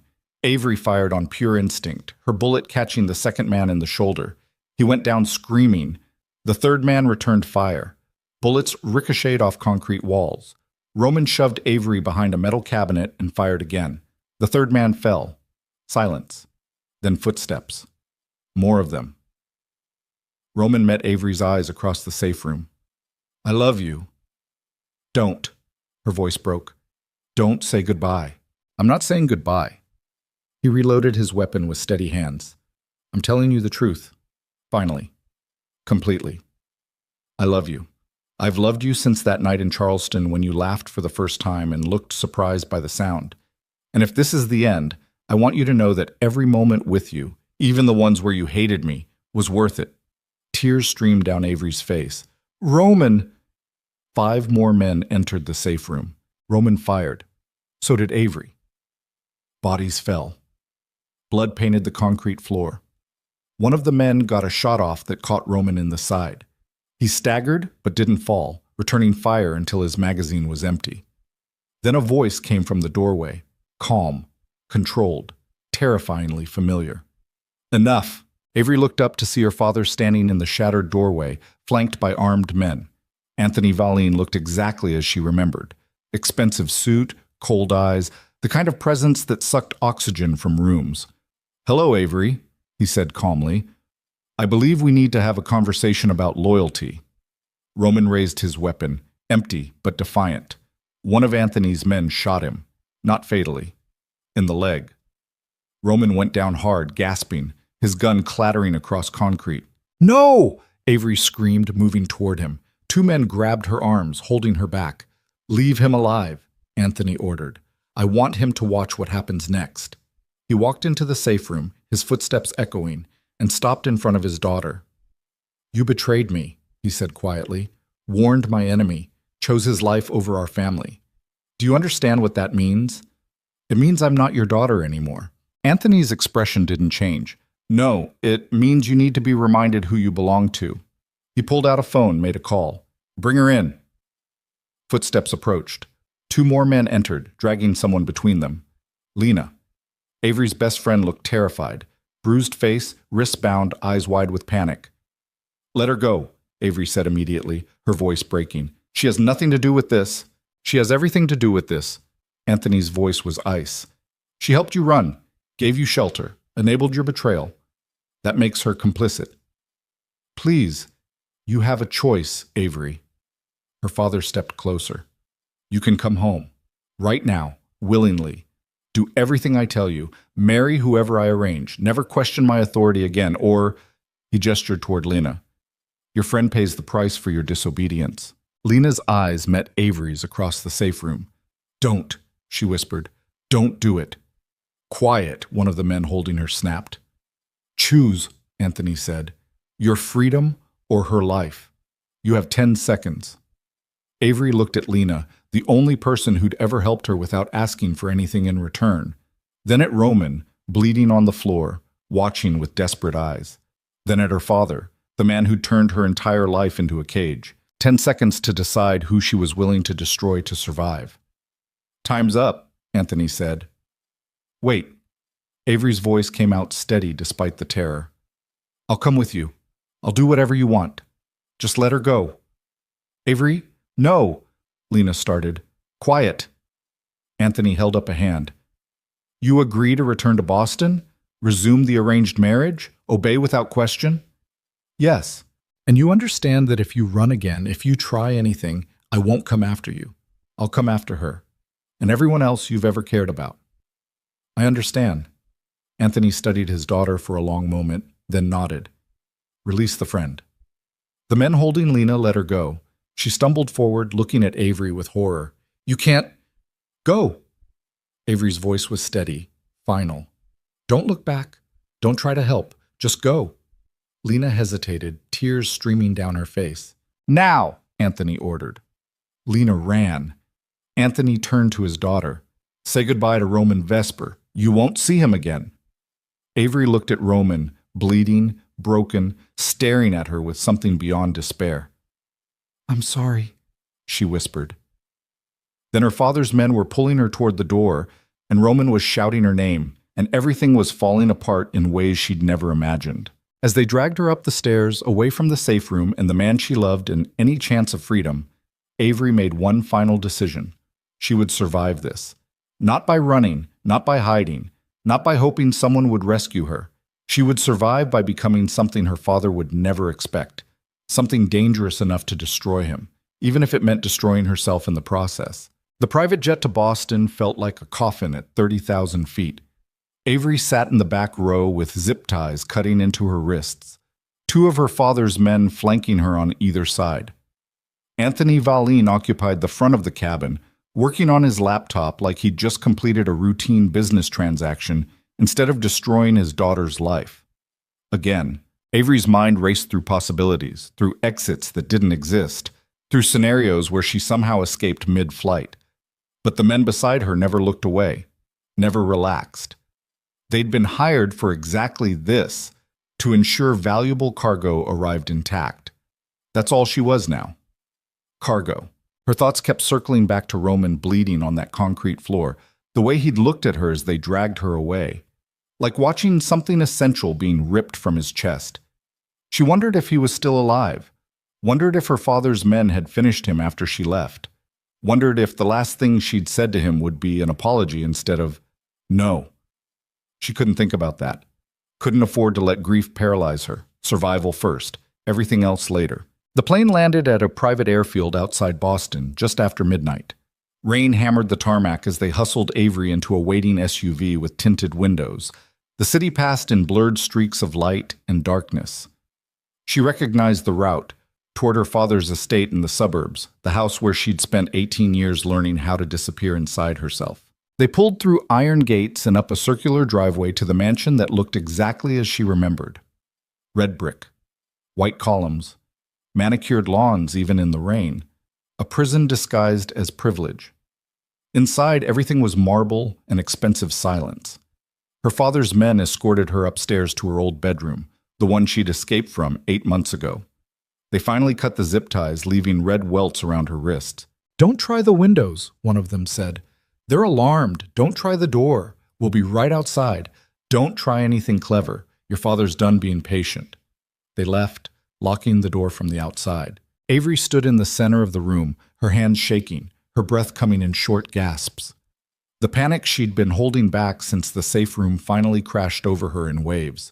She pressed her palms against her eyes, forcing herself to breathe, to think, to not completely break down.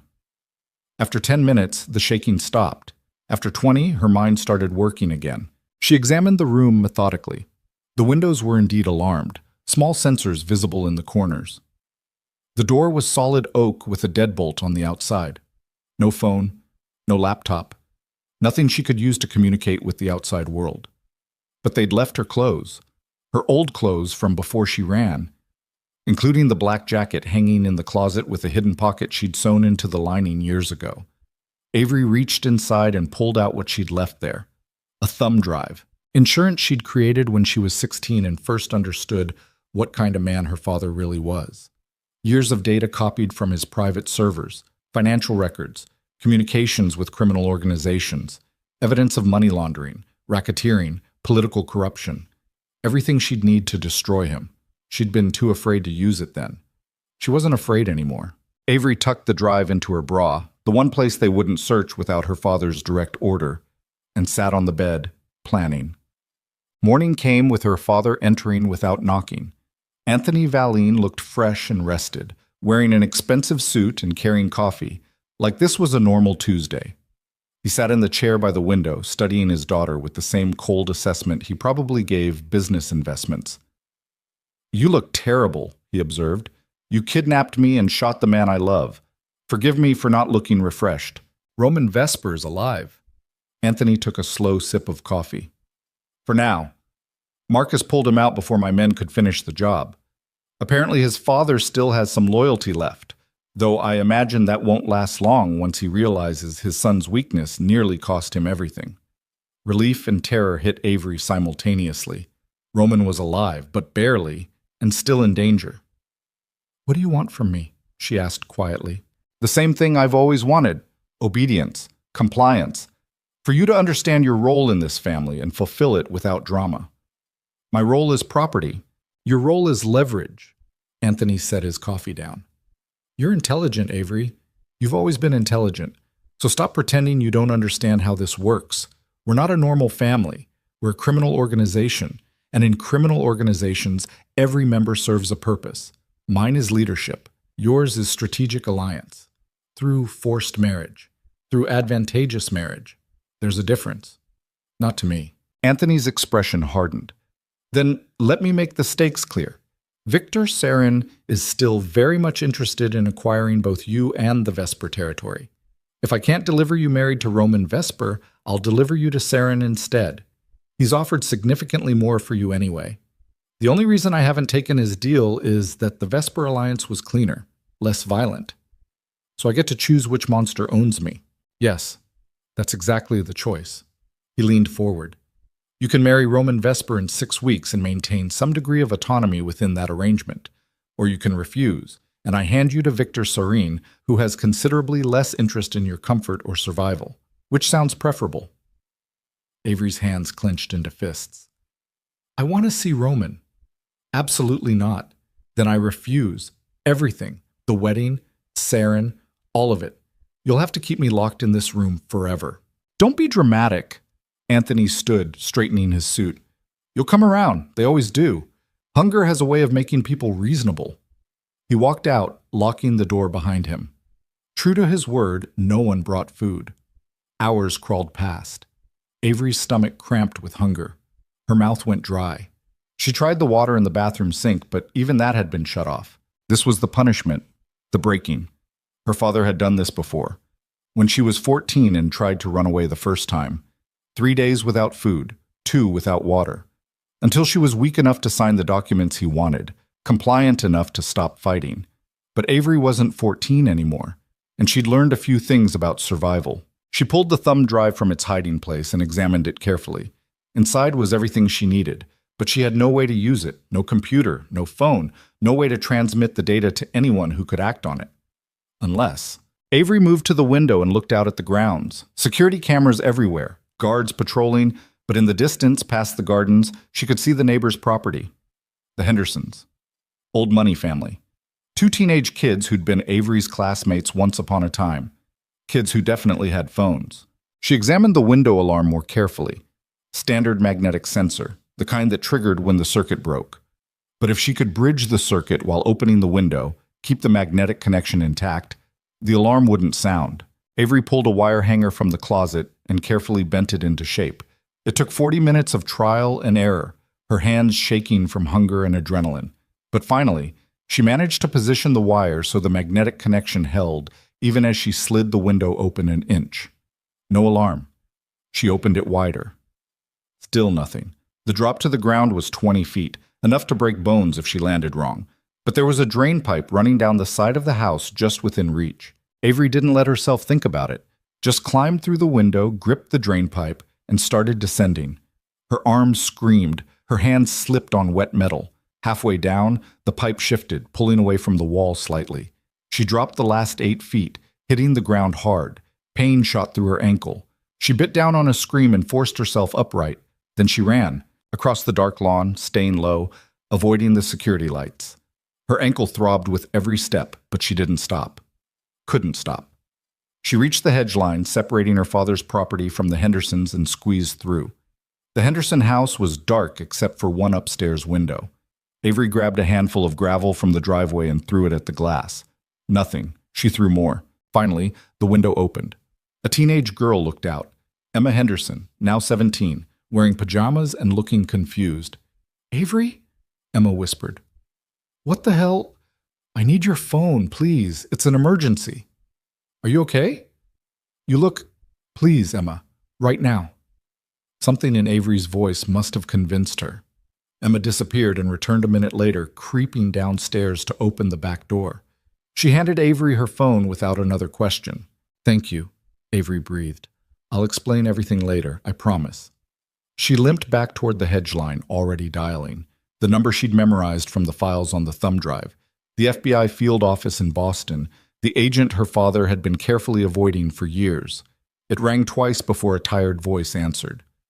"Agent Morrison. My name is Avery Valine." The words came out rushed, desperate.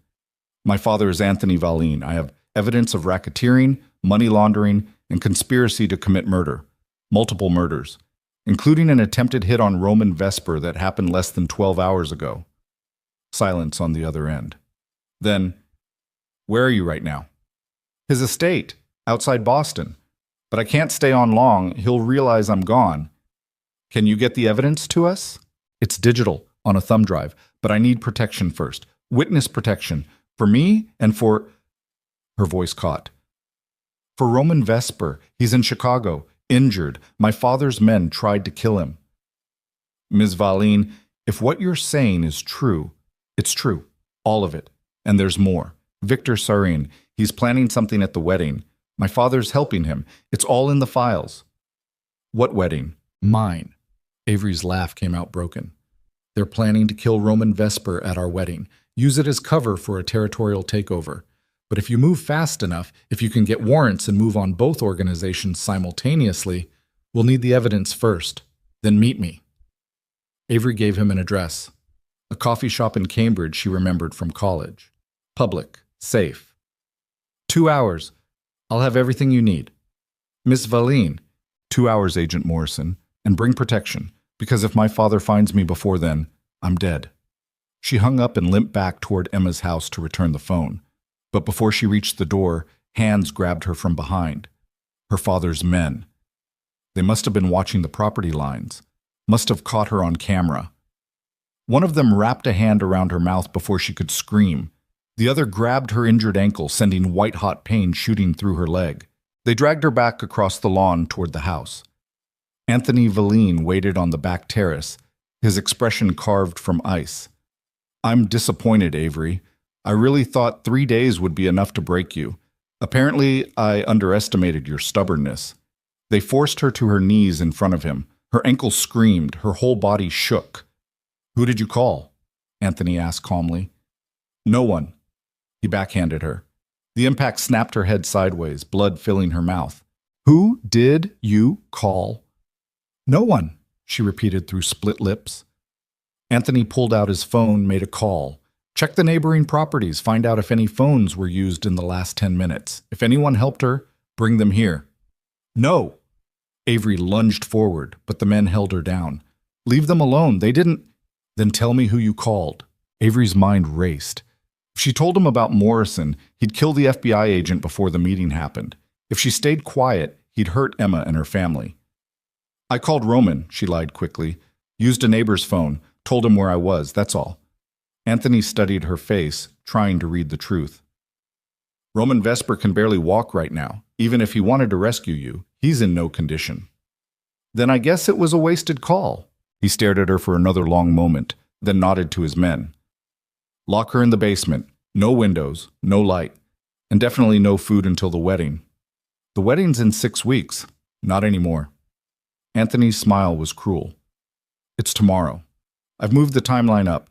You and Roman Vesper will be married in a private ceremony with minimal witnesses.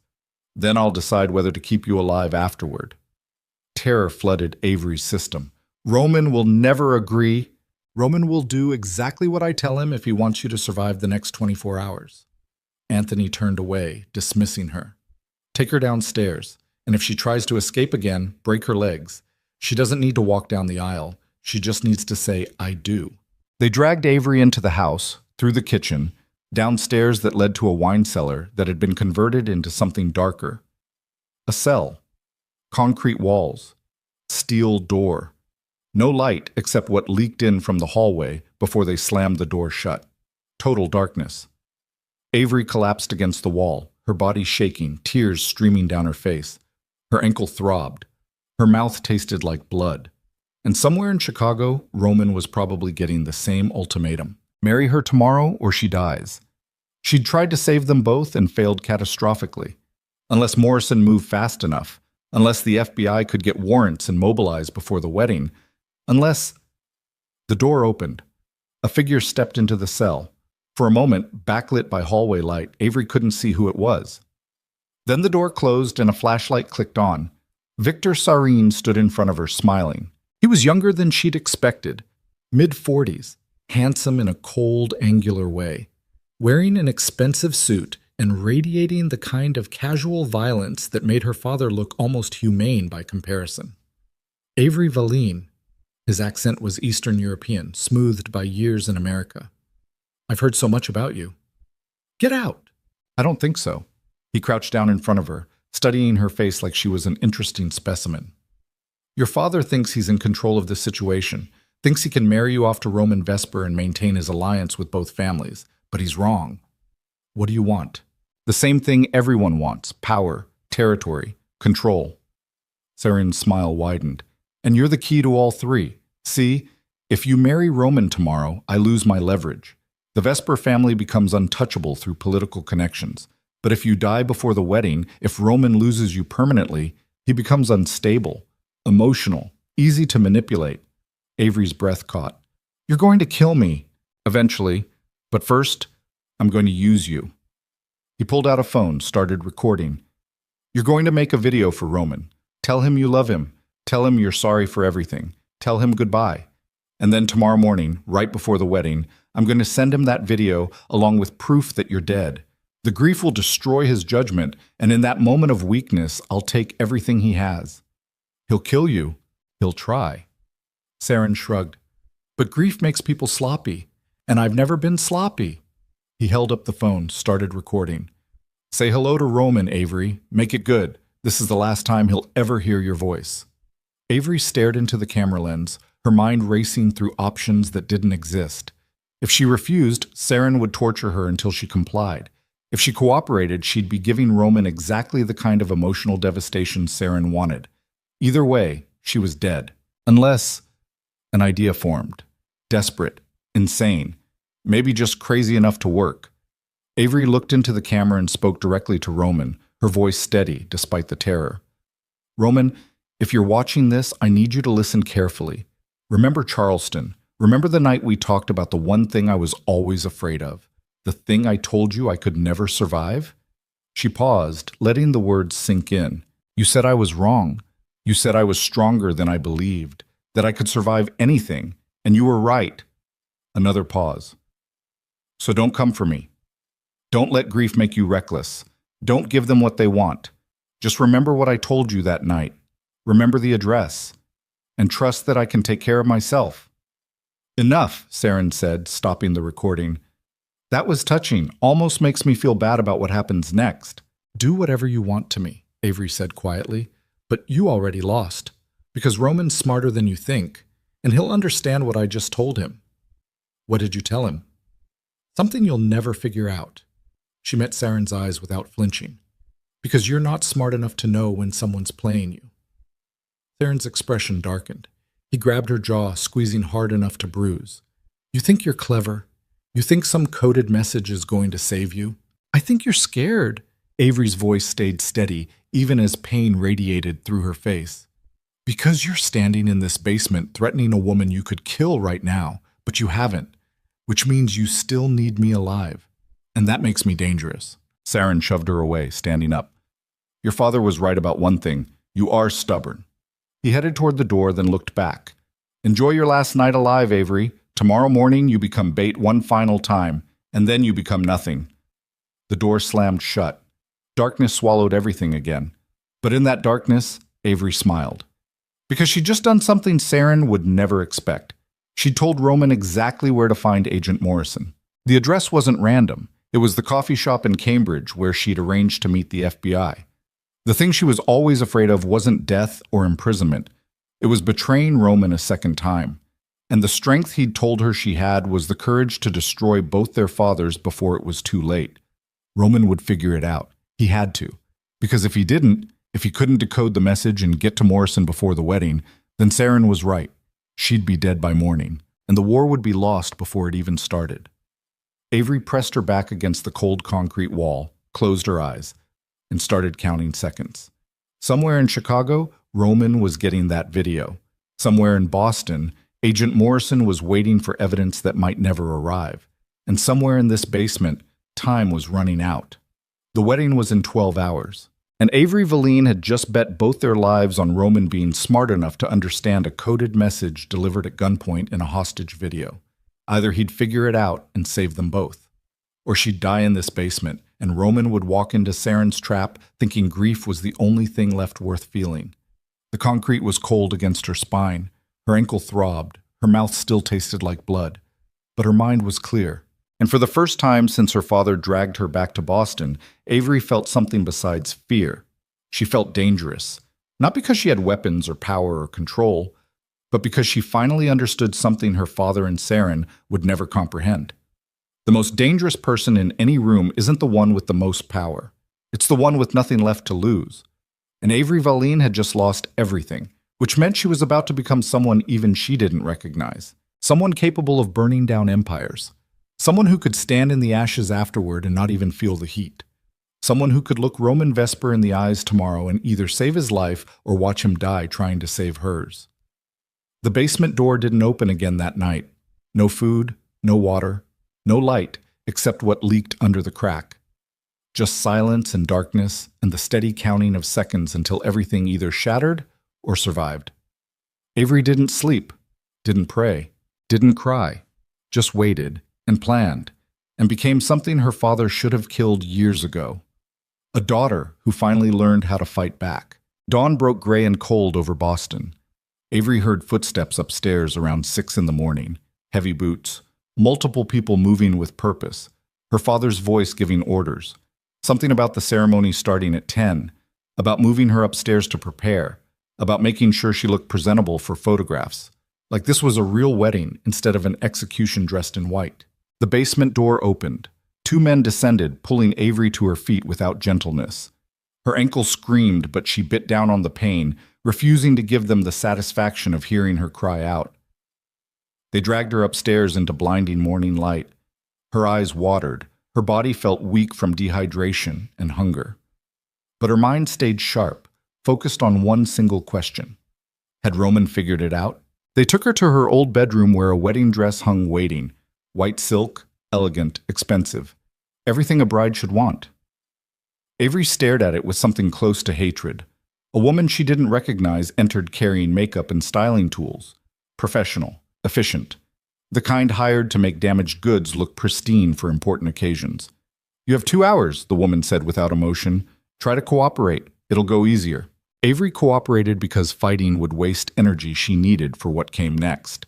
She let them wash her face, cover the bruises with makeup, style her hair into something beautiful. She put on the dress when ordered, standing still while they zipped it up the back. In the mirror, she looked like someone else entirely. A bride? A victim. A ghost wearing white. At 9:45, her father entered. Anthony Valine wore a tuxedo and cold satisfaction. He studied his daughter with the same expression he probably used to evaluate successful business transactions. "You clean up well," he said. "Go to hell." "After you." He gestured toward the door.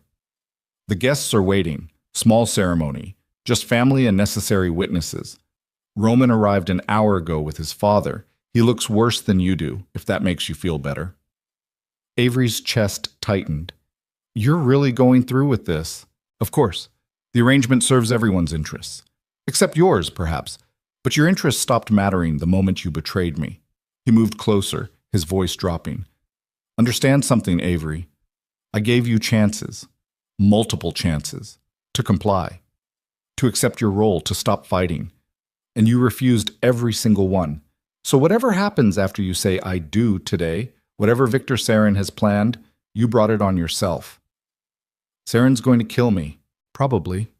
Anthony's expression didn't change. "But that's no longer my problem. I'm delivering you to Roman Vesper as promised. What happens afterward is between you, your husband, and whatever deals have been made without my knowledge." "You're selling me out. I'm cutting my losses." He opened the door. "Now walk, smile for the cameras, and try not to embarrass me one final time." Avery walked. Down the stairs, through the foyer, toward the back garden where they'd set up the ceremony. Her legs felt numb. Her heart hammered against her ribs. Every instinct screamed to run, but there was nowhere left to go. The garden had been transformed into something coldly beautiful. White chairs arranged in neat rows. Flower arrangements that probably cost more than most people's rent. A small arch covered in roses where a justice of the peace waited with a leather-bound book. And standing at the altar, dressed in black despite the bullet wound in his leg, was Roman Vesper. He looked like he'd aged 10 years in 3 days. His face was pale. His jaw was tight.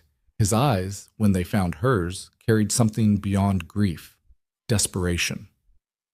Marcus Vesper stood beside his son. Expression unreadable. A handful of other witnesses filled the front rows. Lawyers, advisors, people who existed to make this transaction legally binding. And in the back corner, partially hidden behind other guests, Victor Sarin watched with a smile that promised violence. Avery's father walked her down the aisle with his hand clamped around her elbow, like she might bolt at any second. When they reached the altar, he transferred her hand to Roman's without ceremony. Roman's grip was tight, trembling slightly. "Did you understand?" Avery whispered urgently. "Not here," Roman murmured back, his eyes flicking toward Sarin. The justice of the peace cleared his throat and began the ceremony. Standard words about love and commitment and choosing each other, words that felt obscene given the circumstances. Avery barely heard them. Her focus was split between Roman's face and the back corner where Sarin sat radiating menace. "Do you, Roman Vesper, take Avery Valine to be your lawfully wedded wife?" Roman's jaw worked. His eyes stayed locked on Avery's. "I do." "And do you, Avery Valine, take Roman Vesper to be your lawfully wedded husband?" Avery opened her mouth. Before she could speak, glass shattered. Federal agents crashed through the garden doors, weapons raised, vests marked FBI in stark white letters. Agent Morrison led the charge, his voice cutting through the sudden chaos. "Nobody move! Anthony Valine, Victor Sarine, you're both under arrest!" Everything exploded at once. Saren's men pulled weapons. Marcus Vesper's security drew in response. Guests screamed and dove for cover. Anthony Valine grabbed for his daughter, but Roman yanked Avery behind him, shielding her with his body. "Get down!" Morrison shouted. Gunfire erupted. Roman pulled Avery to the ground, covering her completely. Bullets shredded the flower arch above them. Wood splinters rained down. Someone screamed. Bodies hit the ground, some diving for cover, others not getting up again. Through the chaos, Avery saw her father running toward the house, saw Saren pulling a weapon and firing at the advancing agents, saw Marcus Vesper shouting orders while his men returned fire. "We need to move," Roman said urgently in her ear. "Now!" He hauled her upright, and they ran, crouched low, moving toward the garden's far wall while bullets tore through the air around them. Avery's wedding dress snagged on chairs and flowers. Her ankle nearly gave out twice. But Roman held her up, his grip iron hard despite his own injury. They made it to the wall. Roman boosted Avery over first, then followed, landing hard on his wounded leg with a gasp of pain. On the other side, they found themselves in the neighbor's yard. The Hendersons' property. Empty. Safe. Behind them, the gunfire continued. "The thumb drive," Roman said, breathing hard. "Do you still have it?" Avery reached into her bra and pulled it out. "I gave Morrison the address. Told him to meet me there. He must have figured out that you were the one who called." "Yes." Roman's expression was grim. "I decoded your message, went to the coffee shop, found Morrison waiting, gave him everything I had on both organizations, my father's records, your evidence, all of it. We had just enough time to get warrants and mobilize." "You saved me. You saved us." He cupped her face with shaking hands. "That message, telling me to remember Charleston, to trust that you could take care of yourself. I knew what you meant. Knew you'd found a way to fight back. I just had to be smart enough to help you finish it." Sirens wailed in the distance, more federal vehicles arriving. "It's over," Avery whispered. "Isn't it? They'll arrest everyone. My father, Saren. Your father—" "Yes." Roman's voice was hollow. "All of them. The empires fall today. Everything our fathers built, gone. What happens to us? I don't know." He pressed his forehead against hers. "But we're alive, and we're together. That's enough." More gunfire from the garden, then shouting, orders to drop weapons. Roman pulled Avery further into the Henderson property, away from the violence, until they reached a gazebo half hidden by trees. They collapsed onto the bench inside, both shaking, both trying to process what had just happened. "I thought you were dead," Roman said quietly. "When Saren sent me that video. When you said goodbye, I thought, I know." Avery gripped his hand. "But I couldn't tell you the truth directly. Had to make Saren think it was just sentiment, that I was giving up." "You were never giving up." "No." She met his eyes. "I was declaring war." They sat in silence, listening to the chaos wind down in the distance. Eventually, the gunfire stopped. The shouting became organized, professional. Agent Morrison found them 20 minutes later, flanked by 2 other agents. "Miss Valine, Mr. Vesper." He looked exhausted but grimly satisfied. "We've secured the scene. Anthony Valine and Victor Saren are both in custody. Marcus Vesper as well, along with approximately 30 other individuals from both organizations." "Any casualties?" Roman asked. 3 of Saren's men, 2 wounded on our side. Could have been much worse. Morrison's expression softened slightly. "You both did the right thing, bringing us this evidence. Without it, these men would still be operating with impunity." "What happens now?" Avery's voice was barely above a whisper. "Now you give formal statements, testify when the time comes, and then—" Morrison paused. "Then you figure out who you want to be when you're not defined by your father's crimes."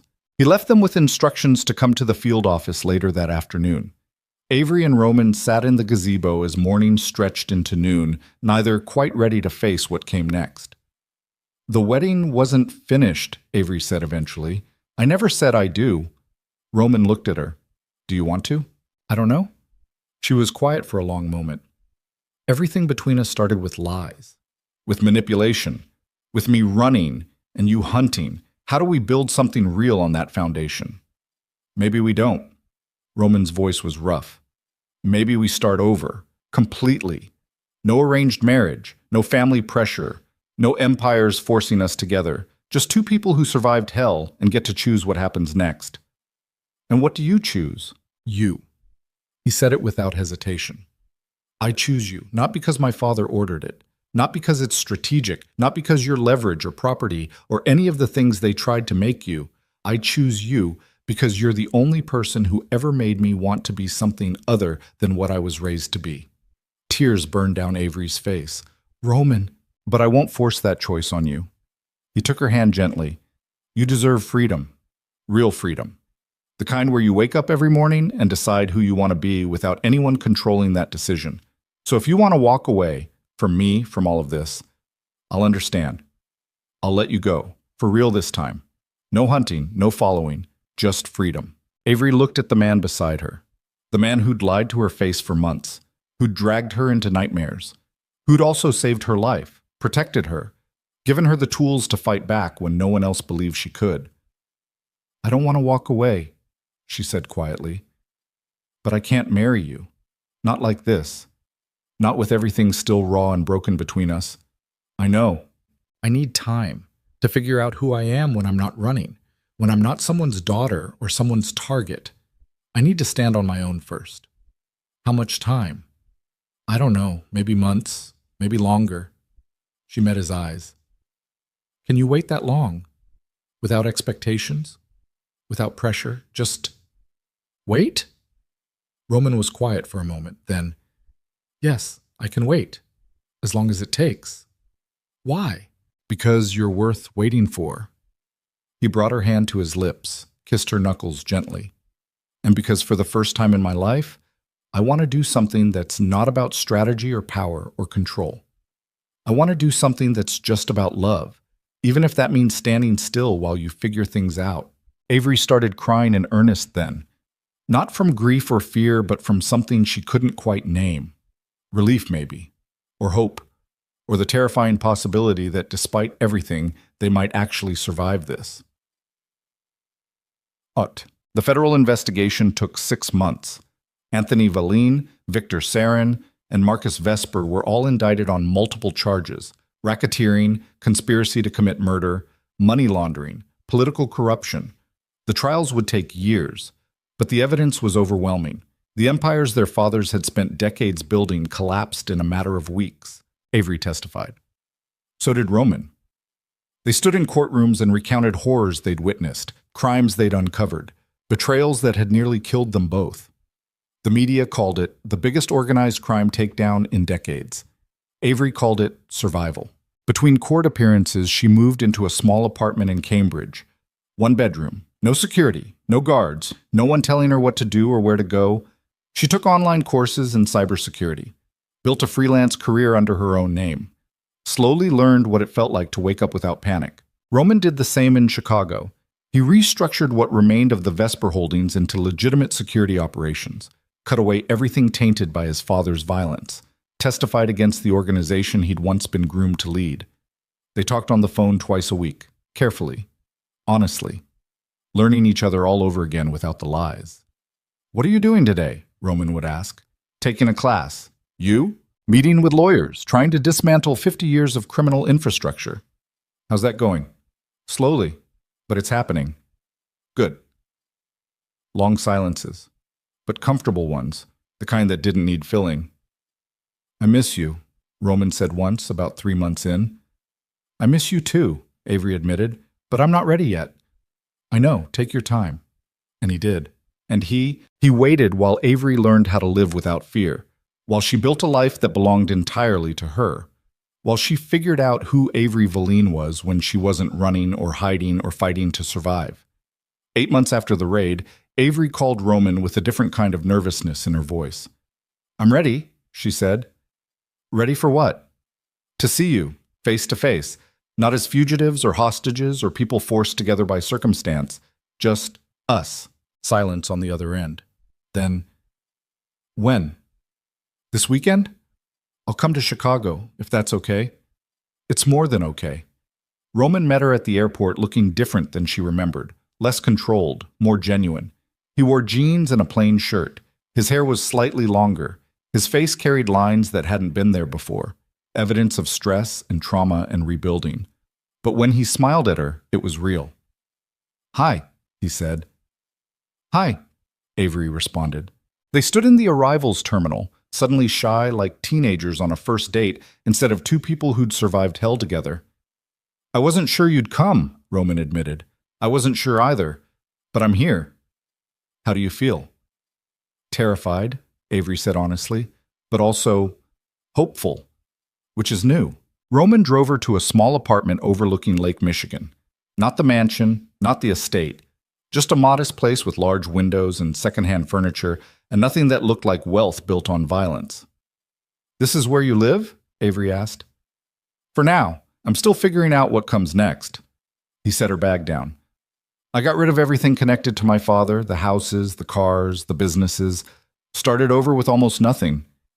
"How does that feel?" "Lighter." He met her eyes. "Scary, but lighter." They spent the weekend rediscovering each other, walking along the lakefront, cooking simple meals in his tiny kitchen, talking about things that mattered and things that didn't, learning how to exist together without crisis forcing their hands. On Sunday evening, standing at the window watching sunset paint the lake in gold and purple, Avery finally said what she'd been holding back. "I forgive you." Roman turned to look at her. "What?" "For lying, for hunting me, for everything that happened in Charleston." Her voice was steady. "I forgive you.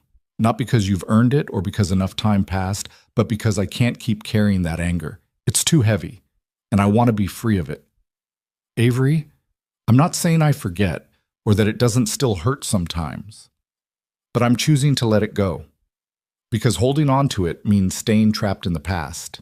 And I'm done being trapped." Roman's eyes were wet. "I don't deserve that." "Maybe not, but I'm giving it anyway." She moved closer. "Here's what I know. We both made mistakes. We both hurt each other. We both did things we're not proud of, but we also both chose, at the worst possible moments, to save each other instead of ourselves. And that has to count for something." "It counts for everything," Roman said roughly. "Then let's start there." Avery took his hands. "Let's start with knowing we chose each other when it mattered most, and build forward from that instead of backward from the lies." "How do we do that?" "Slowly, honestly. Without pretending the past didn't happen, but also without letting it define everything." She paused. "I'm not ready to marry you, Roman. Maybe I won't be for a long time. Maybe I'll never want that kind of official binding, but I want to try. To see if we can be something real, something healthy, something that isn't built on fear or obligation. I want that too." He pulled her close, resting his forehead against hers. More than anything. They kissed then, slow, careful, like something fragile being handled for the first time. And for the first time since Charleston, it felt like a beginning instead of an ending. 2 years later, Avery stood in a small office in downtown Chicago, watching her company logo appear on the screen. Valine Security Consulting. Her company. Built from nothing. No family money, no criminal connections, just skill, determination, and clients who valued expertise over bloodline. Roman leaned against the doorframe, watching her with quiet pride. "How does it feel?" "Surreal." Avery turned to face him. "A few years ago, I was running for my life. Now I own a business, have employees, pay taxes like a normal person." "You were never normal." "No, but I'm finally free." She crossed the office, wrapping her arms around him. "Really, genuinely free. No one owns me. No one controls me. I make every choice myself." "Best feeling in the world, isn't it?" "Second best." She kissed him. "You're the best." They'd been living together for 6 months, slowly, carefully, building something that looked nothing like the arranged marriage their fathers had tried to force. They fought sometimes, worked through old wounds, had conversations that hurt but needed saying, but they also laughed, made each other breakfast, fell asleep tangled together, built a life that was ordinary and imperfect and completely theirs. "I have something for you," Roman said one evening, about 3 years after the raid. They were in their apartment, larger now, but still modest, cooking dinner together. Avery looked up from chopping vegetables. What is it? Roman pulled a small box from his pocket. Avery's breath caught. Roman, it's not what you think. He opened the box. Inside was a key, simple, silver, nothing dramatic. This is the key to a house. Small place, 2 bedrooms, big windows, garden and back. It's in both our names, equal ownership. No one person controls it. You bought us a house? We bought us a house. I used money from selling off the last of the legitimate holdings. You've been paying into savings for months. It's ours. Together, if you want it. Avery stared at the key, emotions swirling. This feels like a big step. It is. And if you're not ready, I'm ready. She took the key, turning it over in her palm. I'm terrified, but I'm ready. They moved in a month later. The house was everything Roman had promised. Sunlight everywhere, space to breathe, a place that felt like possibility instead of prison. Avery planted herbs in the garden. Roman built shelves for her growing collection of books. They argued about paint colors and laughed about furniture assembly instructions and slowly transformed empty rooms into home. One winter evening, snow falling beyond the windows and a fire crackling in the hearth they'd never used before, Roman looked up from his book. Marry me. Avery's heart stopped. What? Not now, not soon, but eventually. When you're ready, if you're ever ready. He set the book aside. I'm not asking for an answer tonight. I'm just asking if someday, maybe, you could see yourself choosing that, choosing me, officially. Not because anyone forced it, but because we want it. Avery was quiet for a long time watching the fire. Ask me again in a year, she said finally. Okay. Not because I'm unsure, but because I want to be absolutely certain when I say yes. I want there to be zero doubt, zero fear, just complete, total confidence that this is what I want. I can wait. I know. She moved closer, curling into his side. That's why I'm going to say yes. You just said... I said ask me again in a year. I didn't say the answer would be no. She looked up at him, eyes bright. It won't be no, Roman, but I need that year to be sure I'm saying yes for the right reasons. Not because I'm grateful you saved me, not because I'm afraid of being alone, but because I genuinely want to spend my life with you. Roman kissed the top of her head. Then I'll ask again in a year. He did. They were sitting in that same spot, fire burning, snow falling, the world quiet and peaceful beyond their windows, when Roman pulled out a simple gold band. Avery Valine, he said quietly, will you marry me? Not because anyone arranged it, not because it's strategic, not because our families demanded it, just because I love you, and I want to spend the rest of my life proving it. Avery looked at the ring, at Roman, at the life they'd built together from ruins and trauma and impossible choices. Yes, she said, on one condition. Anything. We do it our way. Small ceremony, just people we actually love, no spectacle, no politics, just us, choosing each other. Finally, completely. Deal. They married in the spring in their garden. Lena stood as Avery's witness, tears streaming down her face. A friend of Roman's from his new security business stood as his. The officiant was someone neither of their fathers would have approved of, a woman who talked about partnership and equality instead of obligation. There were 12 people total. No federal agents this time, no gunfire, no betrayal waiting in the wings. Just 2 people who'd survived hell choosing each other in daylight. When the officiant asked if Avery took Roman as her husband, she didn't hesitate. I do.